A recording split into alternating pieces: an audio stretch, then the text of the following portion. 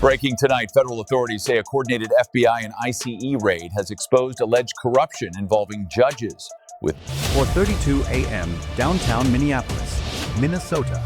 The city sleeps beneath a thin layer of January fog. Street lamps cast yellow halos over empty sidewalks. The Mississippi River moves black and silent beneath the stone arch bridge. In the distance, a train horn echoes across the industrial flats, but otherwise, nothing. No traffic, no voices, just the hum of a city holding its breath. But in the shadows, movement. Over 240 federal agents from the FBI, DEA, ICE, and Minneapolis-St. Paul SWAT units are positioned at 19 locations across the Twin Cities metro area. They have been planning this operation for 14 months. They have wiretaps, surveillance footage, financial records, and informant testimony. They have search warrants signed by federal judges in Washington, D.C., not Minnesota. They trust no one local. At exactly 4:34 a.m., the command goes out. Execute.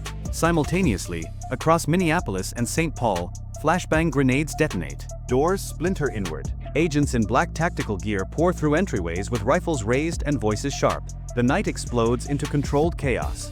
The primary target is a luxury penthouse condominium in the North Loop District, registered jointly to Judge Fatima Abdi and her husband, Judge Ibrahim Nur. Both are sitting Hennepin County District Court judges. Both were appointed through rigorous vetting processes. Both swore oaths to uphold the Constitution and administer justice without fear or favor. Both are on the payroll of the Sinaloa cartel. At 4:36 a.m., agents breach the penthouse. The entry team moves through a marble foyer lined with abstract art and into a sprawling open-concept living space overlooking the city skyline. Judge Abdi is found in the master bedroom, awakened by the blast, reaching for her phone. An agent secures her wrists before she can dial. Judge Nur is in the kitchen, standing frozen in front of an open laptop, his finger hovering over the delete key. He never gets the chance. An agent slams the laptop shut, bags it, and cuffs Judge Nur against the refrigerator while reciting his rights in a calm, measured voice. In the walk-in closet of the master suite, behind a false panel concealed by judicial robes and designer clothing, agents discover a fireproof safe. Inside, $420,000 in bundled cash, 4 kilos of uncut cocaine, 2 encrypted hard drives, and a laminated list of names written in Somali and Spanish. One agent photographs the contents and radios back to command. Primary secured. Evidence exceeds expectations. Request forensic team immediately. But the penthouse is only the beginning. Across the river in St. Paul, agents storm a nondescript office building registered to a company called Horn Legal Associates. The sign on the door suggests a modest immigration law practice. The reality is something else entirely. Inside, agents find no clients, no waiting room, no receptionist. Instead, they find server racks humming behind soundproof walls, stacks of pre-signed court documents with Judge Abdi's and Judge Nur's signatures, and financial ledgers tracking wire transfers totaling $47 million over 3 years.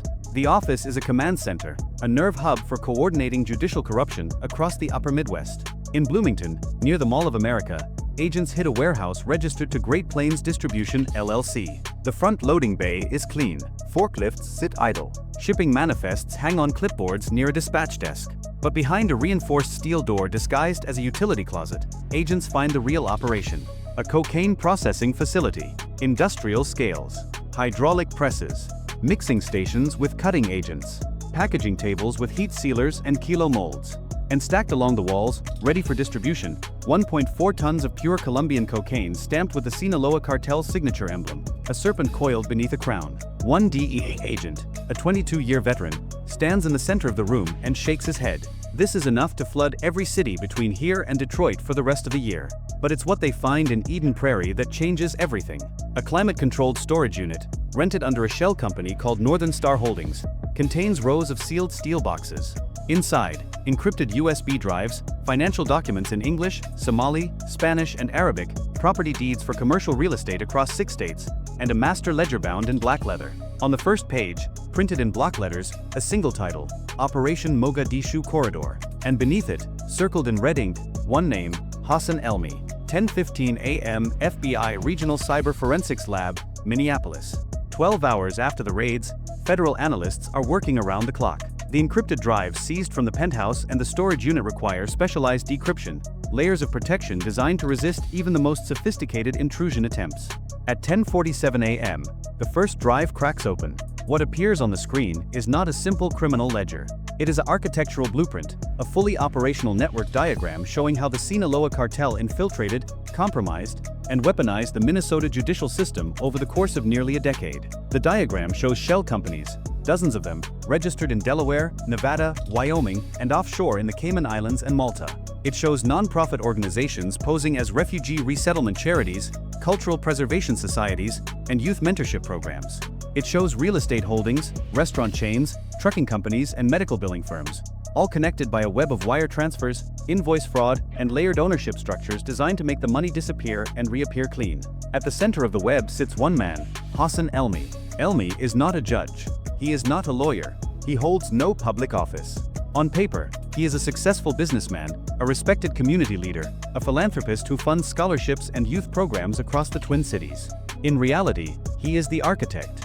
According to the seized files, Elmi was recruited by Sinaloa cartel operatives in 2014 during a business trip to Mexico City. His value was not muscle, it was access. Elmi had deep connections within the Somali American community, relationships with legal professionals, and an understanding of how the American court system worked at its most vulnerable points. His mission was simple: identify, cultivate, and control judges who could be bought. And he did not just buy them, he built them. Judge Fatima Abdi and Judge Ibrahim Nur were not random targets. They were selected while still in law school. Their tuition was paid through a scholarship fund controlled by one of Elmi's shell companies.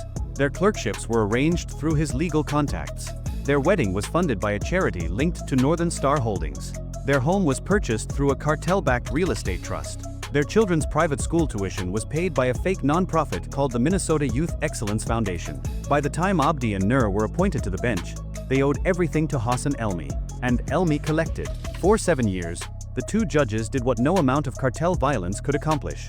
They made cases disappear. Arrest warrants were delayed by procedural technicalities.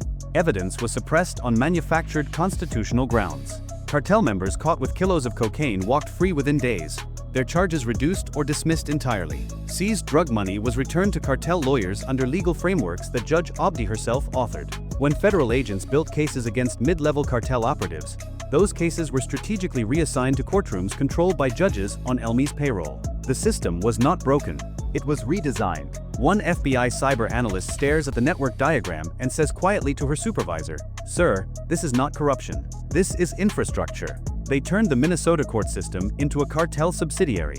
Her supervisor does not argue. He just picks up the phone and calls Washington. Find everyone on this list. Every judge, every lawyer, every clerk.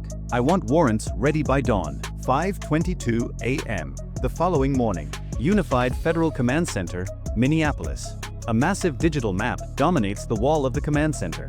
Across Minnesota, Wisconsin, Iowa, and Illinois, over 70 red markers pulse in real time.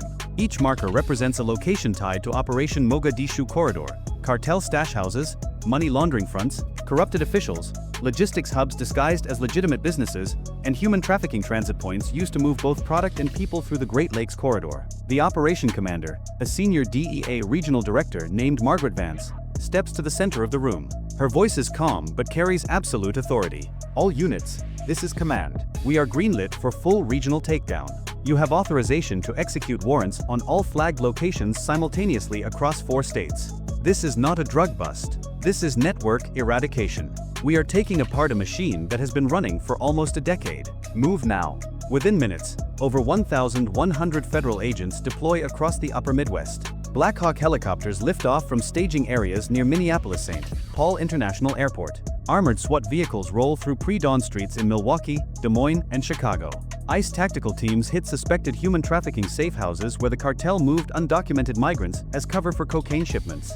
Coast Guard units patrol the western shore of Lake Superior, watching for cartel vessels attempting to flee toward Canadian waters. In Milwaukee, agents storm a Somali-owned restaurant that served as a cash business for laundering drug money. The basement contains $2.3 million in vacuum-sealed bills and 200 kilos of cocaine hidden inside commercial freezers. In Chicago, they breach a luxury car dealership on the north side that sold vehicles to cash buyers without paperwork. The dealership's back office contains server equipment linked directly to the Minnesota network and records of over 340 transactions used to wash cartel profits. In Rochester, Minnesota, agents arrest a senior immigration attorney who helped cartel-connected individuals obtain legal status through fraudulent asylum claims. then used those individuals as couriers and lookouts for drug shipments. In Duluth, near the Canadian border, federal agents intercept 3 refrigerated trucks carrying 620 kilos of cocaine concealed inside shipments of frozen fish bound for distribution centers in North Dakota and Montana. And in a quiet residential neighborhood in Edina, a wealthy suburb west of Minneapolis, agents converge on a large brick colonial home surrounded by mature oak trees and a manicured lawn. This is the residence of Hassan Elmi. He is waiting for them. When agents breach the front door, they find Elmi sitting calmly in his study, dressed in a pressed white shirt, sipping tea. On his desk sits an open Quran, a framed photograph of his children, and a laptop still connected to an encrypted offshore banking portal in Malta. He does not resist. He does not speak. He simply extends his wrists as an agent approaches with handcuffs. One agent who was present later described the arrest in his report. He looked at us like we were expected. Like this moment had been planned for. I have never seen anyone so calm while their entire world collapsed around them. Elmi is escorted out past his children's bicycles in the garage, past his wife standing frozen in the kitchen doorway, past the landscape garden and the American flag hanging limply from a pole near the front walk. He says nothing. 2:30 p.m. FBI Evidence Processing Facility, Minneapolis. Federal analysts have spent 36 hours processing the seized data. What they have uncovered is not just a corruption scheme. It is a shadow government operating inside the American justice system. Over the past 9 years, Hassan Elmi's network influenced or directly controlled 16 judges across Minnesota, Wisconsin, and Iowa. It compromised 8 prosecutors in major metropolitan areas. It employed 14 defense attorneys who strategically steered cartel defendants into courtrooms controlled by Elmi's judges. It paid dozens of court clerks, bailiffs, and administrative staff to act as informants, alerting the network whenever federal investigations came too close. The financial records are staggering. Over $1.5 billion in cartel money moved through Minnesota alone. Fake real estate transactions, fraudulent non-profit donations, ghost invoices for construction projects that never broke ground, shell companies purchasing farmland, apartment complexes, strip malls, and commercial properties with cocaine money, all laundered through the judicial and financial networks that Elmi built. But the most disturbing discovery is the timeline. Elmi's encrypted files reveal that Operation Mogadishu Corridor was not designed as a short-term scheme. It was a generational project. Elmi had begun training his 2 eldest sons to take over the network. He had compiled dossiers on promising law students who could be recruited and cultivated over the next decade. He had drafted a succession plan that would ensure the cartel's judicial infrastructure survived his own arrest or death. One FBI supervisor reads through the files and says aloud what everyone in the room is thinking. He was not just protecting the cartel. He was becoming the cartel's permanent American franchise. The implications are clear. If federal agents had not cracked those encrypted drives, if informants had not come forward, if one suspicious financial transfer had not triggered an IRS audit 3 years ago, Operation Mogadishu Corridor would still be running today, and it would be expanding. 48 hours later, press conference. FBI Minneapolis field office. The room is packed. Cameras from every major network line the back wall. Reporters clutch notebooks and phones. The air is thick with tension and the smell of stale coffee. FBI Special Agent in charge Robert Delacroix steps to the podium. His face is drawn. He has not slept in 2 days. This morning, I am announcing the successful conclusion of the largest judicial corruption takedown in American history. Over the past 72 hours, federal agents from the FBI, DEA, ICE, and supporting agencies have arrested 23 individuals, including 2 sitting state court judges, multiple attorneys, court officials, and the suspected architect of this criminal enterprise, Hassan Elmi. We have seized 3.25 tons of cocaine with an estimated street value exceeding $195 million. We have recovered over $89 million in cash, vehicles, and real estate assets. We have dismantled a money laundering operation that moved $1.5 billion in cartel profits through the American financial system over nearly a decade. But these numbers, as staggering as they are, do not capture the true nature of this crime. Delacroix pauses. His jaw tightens. What Hassan Elmi understood, what makes this case so dangerous, is that you do not need guns to take over a country. You do not need soldiers. You do not even need violence. You just need access. Access to the courtroom. Access to the judge's chambers. Access to the signatures that make crime disappear and make criminals walk free. For years, while fentanyl and cocaine poured into Minneapolis and St. Paul, while overdose deaths climbed, while families buried their children, while neighborhoods collapsed under the weight of addiction and violence, the very people sworn to stop it were enabling it. Not because they were weak, because they were bought, because they were built. Hassan Elmi did not bribe corrupt judges. He created them. He funded their educations. He arranged their careers. He paid for their weddings and their homes and their children's futures. And when they put on the robe, they belong to him. They belong to the cartel. That is what Operation Mogadishu Corridor was. A hostile takeover of justice itself. A system within the system. A shadow court that answered not to the Constitution, but to the Sinaloa cartel. Delacroix looks directly into the cameras. If you are watching this, understand what almost happened here. Understand how close this network came to becoming permanent. Understand that this is not just a Minnesota story. This is an American story. And it is a warning. Because power does not always announce itself. Sometimes it just needs silence. Sometimes it just needs a judge who owes you everything and a courtroom where no one asks questions. That silence is over. The investigation continues. More arrests are expected. More names will be released. And every single person who participated in this betrayal, every judge, every lawyer, every clerk, every official who took cartel money and looked the other way while Americans died, will be held accountable. Justice was hijacked. Today, we are taking it back. And that is where this story pauses, but does not end. The trials will take years. The appeals will stretch longer. The full scope of Operation Mogadishu Corridor may never be completely known.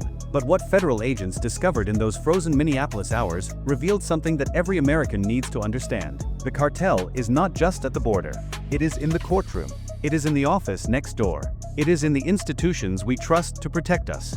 And the only thing that stops it is vigilance. The only thing that exposes it is people who refuse to stay silent. So if you are still watching, tap like so more people see how deep this infiltration went. Comment expose if you believe every judge, every official, every name on that list should be dragged into the light and held accountable. And remember, this story is fictional. A dramatization inspired by real concerns about corruption, cartel influence, and institutional betrayal. But the warning is real. Power does not always need violence. Sometimes it only needs silence. And a system willing to look the other way.